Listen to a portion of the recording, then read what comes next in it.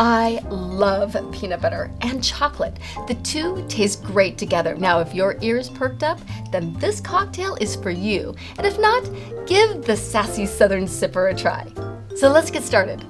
Add 2 ounces of peanut butter whiskey, 1/4 ounce of simple syrup. We're gonna do a dash of chocolate bitters, and then add a dash of orange bitters. Then I'm gonna add the juice of half an orange. Add some ice, shake it up till it's chilled. Then I'm gonna strain it over a large ice cube. Tuck an orange slice in there, then finish it off with a piece of chocolate. This is one for the books, and just like a Southern mama, it's a little bit sweet and a little bit sassy, and a great addition to your next happy hour. So let's give it a try. The Sassy Southern Sipper is Queen Bee approved.